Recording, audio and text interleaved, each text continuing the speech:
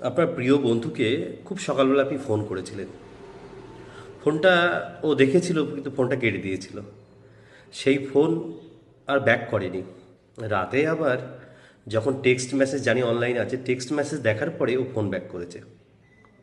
তাহলে কি বন্ধুত্বের গুরুত্ব অনেকটা কমে গেছে? আবার আর এক বন্ধুর কাণ্ড দেখুন। আর এক বন্ধু সকালবেলা নিমন্ত্রণ করেছিল। নিমন্ত্রণ করার পর থেকে আমি যেখানে নিমন্ত্রিত হয়ে যাব, রাত্রেবেলা 3-4বার ফোন করেছি এবং তার মিসেস ফোন ধরেছিল। তারপরে বন্ধু আর ফোন ব্যাক করেনি। রাতে যে কর্মস্থলে থাকে সেখানে আমি জানতে পাঠালাম যে ও আছে কি, একটুখানি জেনে দেখা দরকার। তারপরে জানার পরে দেখছি বন্ধু কর্মস্থলে এসছে এবং ফোনটাও ব্যস্ত, কিন্তু আমাকে ফোন ব্যাক করেনি। তাহলে কি বন্ধুত্বের গুরুত্বটা অনেকটা কমে গেছে? আপনার কমেন্ট সেকশনে জানাবেন আমি ঠিক না ভুল।